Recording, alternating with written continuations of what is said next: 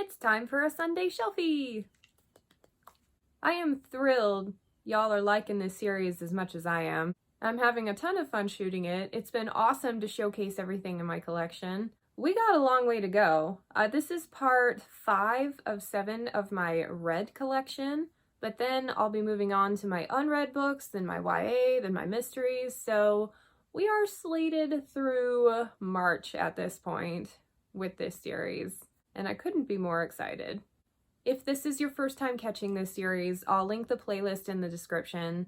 Basically, I wanted to give you a tour of my library, but I didn't want it to take 10 hours. Let's go look at some books. Okay, we start with the rest of my Brian Jacks Redwall collection, and this kind of represents my evolution as a reader. You can see that the spines are starting to be cracked now. Ooh.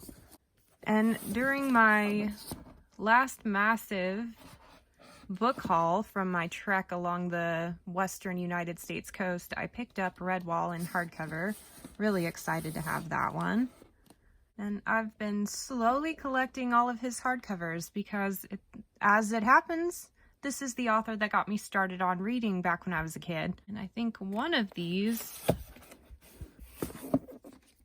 is a signed copy. That is so cool, huh? And I gotta say, I mean, nothing holds a candle to the first couple of Redwall books, but for the most part, all of the later novels that he wrote were just as rich as the first ones. This author clearly took pride in everything that he wrote. I feel like he poured in just as much energy into the later books as he did into the originals. I still have, I think, 2 or 3 to read before I've read everything Redwall. Hiding in this corner, the first book in the Age of Fire series by E. Knight, Dragon Champion. Now, if you like dragon stories where the dragons act more like animals than humans, which personally is my preference, I love them when they're more bestial. I hate it when I feel like I'm reading about just a giant human, if that makes sense. This one was really cool. It follows a dragon from the point of hatching all the way through its life. And then these are siblings from the same brood. And you get to see how, maybe the word is clutch. You can see how different members from the same clutch grew up. And then in the 4th book beyond, they all start to converge. I stopped reading at the 4th book because it took so long to publish the 5th. And I'm at the point where I'd have to reread, and I'm not sure I care quite that much. Next we have my hardcover of Poppy War, and it's fitting that I only have the first one because I didn't really care for the second one. The third one was okay. I might end up with them eventually because I think they're beautiful, but yeah, love the first one. Kind of a letdown the rest of the series for me personally. Not the case with my 5th season collection. It is one of the most unique fantasies I've ever read. I've got a nice little box set right there. It's one of the few I think I might actually reread eventually. And then we have my owned red Mercedes Lackey collection. Starting with Joust. This is one I've been meaning to reread because I hold it as one of my all-time favorite dragon books. From what I remember, it's written as an adult fantasy, but it's very accessible, so in that sense, it's like a young adult fantasy feel without all the tropes we hate. I love it. I'm really hoping it holds up upon the reread. And then I've got my Vladimir Last Herald Mage trilogy in here.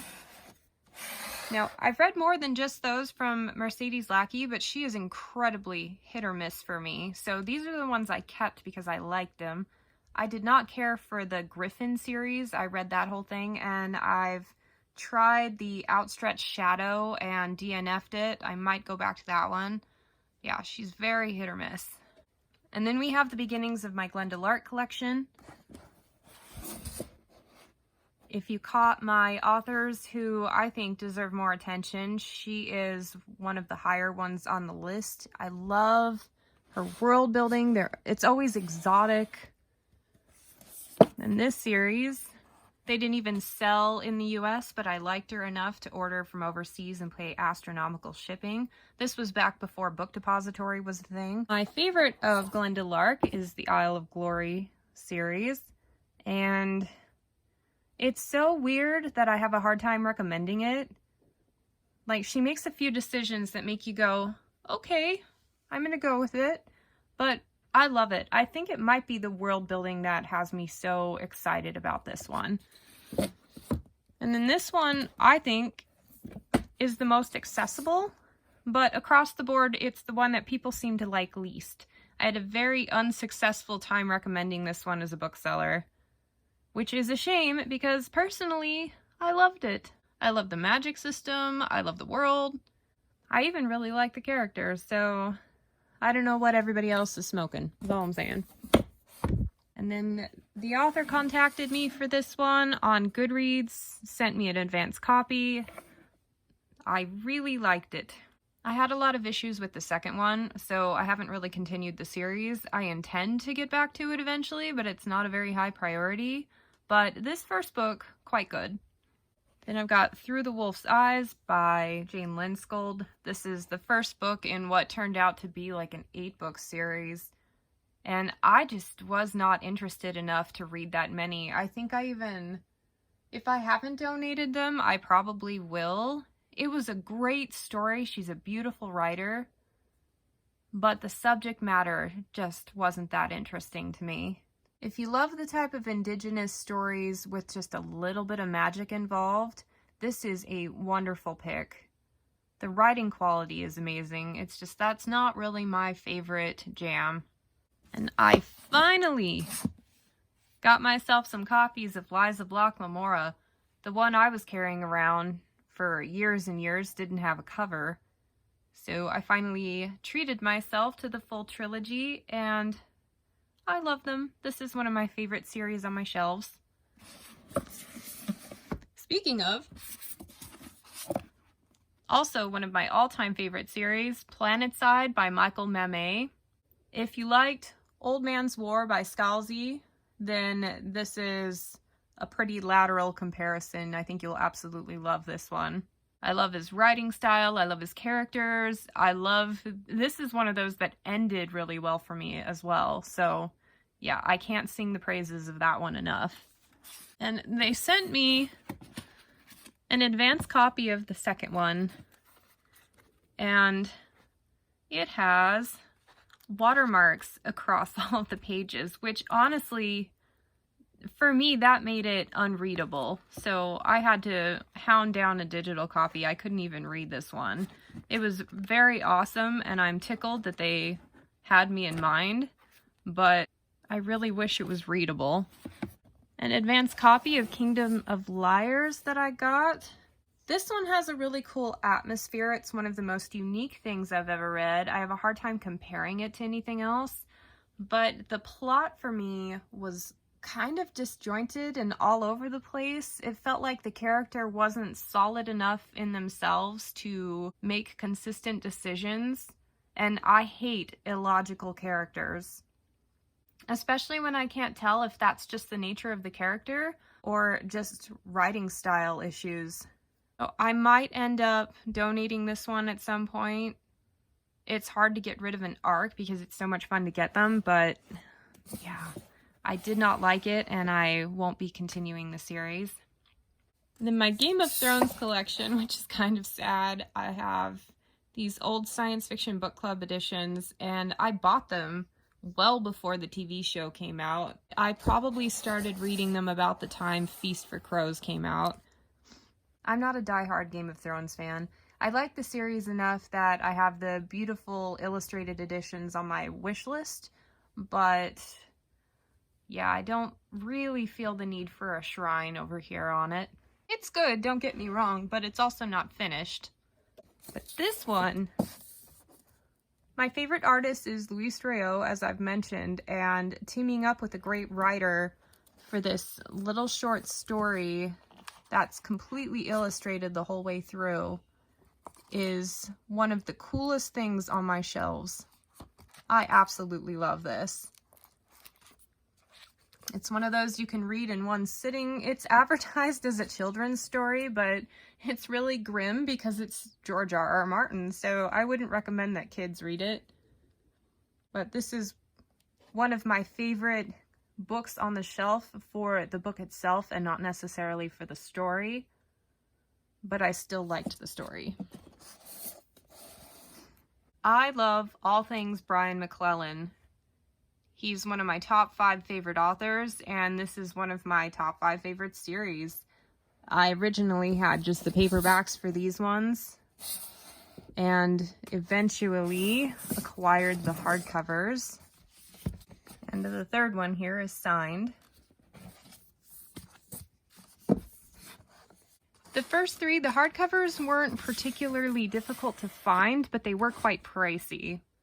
So this is one of the few series that I felt I loved enough to indulge myself to get all of them in hardcover. And then my Dragon Riders of Pern Omnibus. I love the original cover art here. I think I've read the first book twice and the trilogy as a whole once. I really loved the White Dragon. And I have continued with the Harper Hall trilogy, which honestly read a little too immature for me. I found the main character a little bit frustrating. The dragons were really cool, so that's a through line in everything she writes. But it kind of knocked me off of my goal to read as many Dragon Riders of Pern books that I could.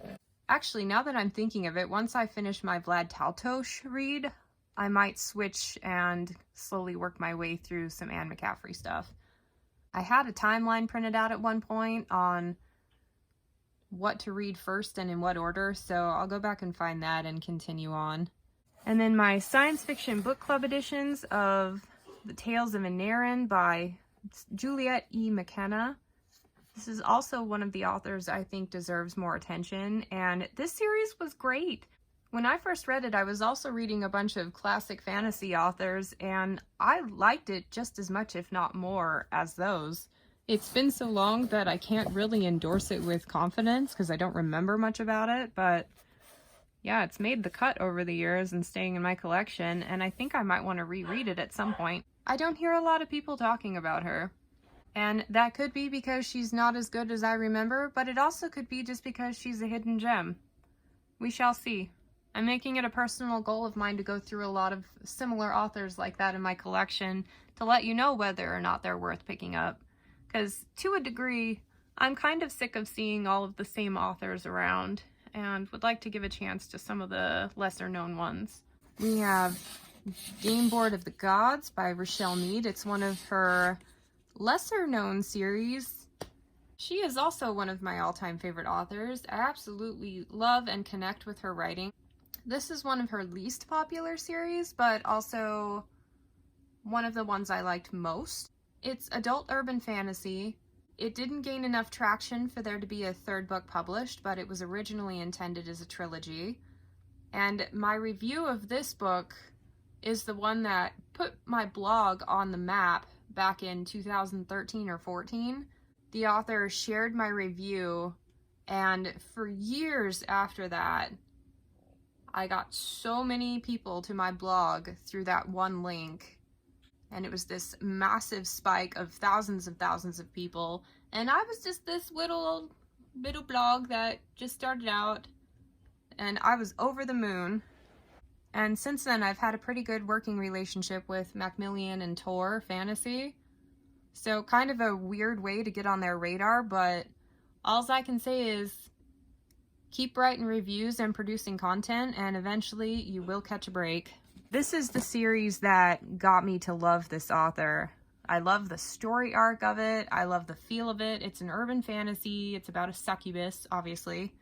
I like her Vampire Academy. I love Bloodlines. I love this one even more. And she also has a fantasy kind of dealing with the Fae. The covers are a bit off-putting. That one's a quartet. I don't own the other 3, but I quite liked them. And speaking of Portal Fantasy, this one was a lot of fun. I binged this duology when I was recovering from an injury, and Yeah. Typical Portal fantasy. The world building wasn't explored quite as much as I thought it could be, but I really love the characters. It's LGBT friendly. I'm committed to picking up anything else that author produces. I really like her easy flowing writing style, and I'm on board to see how she evolves as a writer. And Soprano Sorceress, I picked this up on my Booktok as well. I think I picked it up just to have it because the first book was okay. It was a very slow classic fantasy, not a lot of complexity. It's also a Portal fantasy, now that I think about it. But what I think is cool is the author is relatively local, and his wife, whom this series was inspired by, teaches or taught singing at the college I graduated from. So that's a pretty cool tidbit. But it wasn't a very expensive hardcover. I petered out back when I didn't even DNF books. I put down the fourth one right in the middle and never got back to it just because I was quite bored. So I may eventually let that one go because I'm trying to keep only books that I really loved in my red collection. And that one didn't, yeah, I just have it. Don't y'all have something that you just have? I just have it. That wraps up this week's Sunday Shelfie. I hope you enjoyed the tour, and I hope to catch you next week. Bye.